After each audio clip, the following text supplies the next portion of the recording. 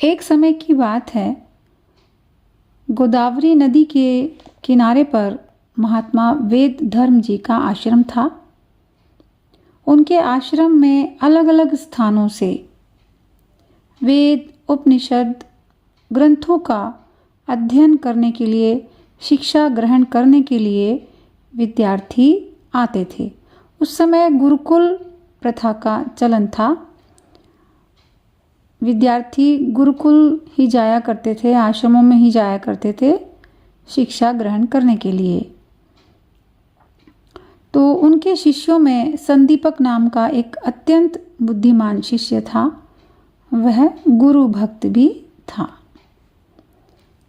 जब वेदों का ज्ञान, वेदों की शिक्षा, उपनिषदों की शिक्षा, ग्रंथों की पूरी पढ़ाई उनकी हो गई, तो गुरु ने अब सभी शिष्यों को बुलाया और कहा कि मेरे प्रिय शिष्यों, तुम सभी मुझे प्रिय हो और गुरु भक्त हो, इसमें मुझे बिल्कुल भी संदेह नहीं है, इसमें कोई शक नहीं है। मैं जितना ज्ञान तुम सबको दे सकता था, मैंने तुम सबको दे दिया है। लेकिन अब आने वाले समय में मुझे मेरे पूर्व जन्म के कर्मों का फल मिलेगा।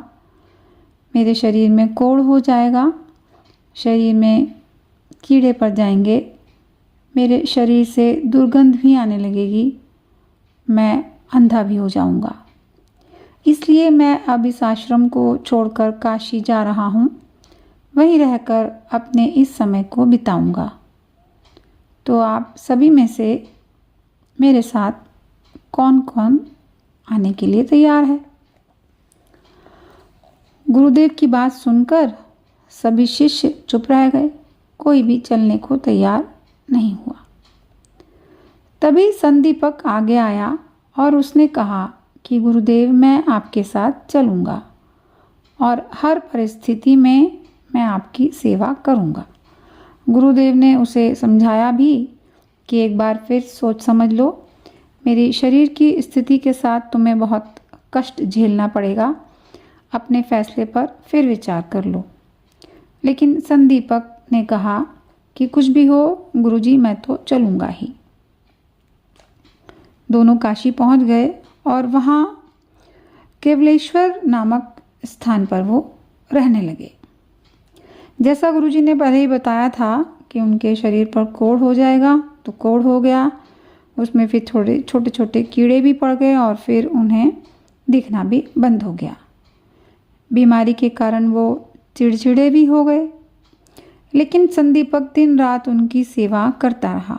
उनको नहलाता, जख्मों को साफ करके उन पर दवाई लगाता, भोजन करवाता और उनके व्यवहार पर यानी चिड़चिड़ेपन पर ध्यान दिए बिना सभी कार्यों को बहुत ही लगन से वो करता रहा। सेवा करते करते कई वर्ष बीत गए।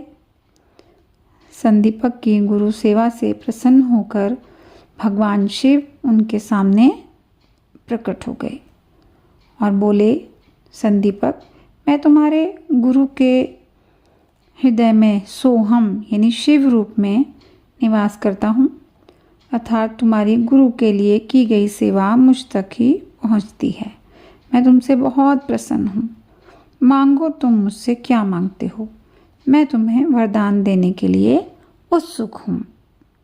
अर्थात मैं तुम्हें वरदान देना चाहता हूँ, तुम मुझसे कुछ भी मांग सकते हो। तो संदीपन बोला कि हे प्रभु, मैं गुरु की आज्ञा के बिना किसी से कुछ नहीं लेता। भगवान बोले, ठीक है, गुरु से पूछ लो।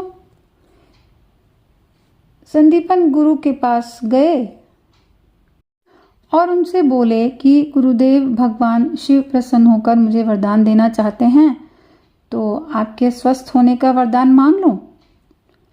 तो यह सुनकर गुरुदेव को बहुत गुस्सा आया और बोले, संदीपक, लगता है तुम मेरी सेवा करते करते अब ऊब गए हो, थक गए हो, परेशान हो गए हो, इसीलिए वरदान लेना चाहते हो। मैंने पहले ही मना किया था मत चलो, पर नहीं माने और आ गए। और अब कह रहे हो कि मैं ठीक हो जाऊं।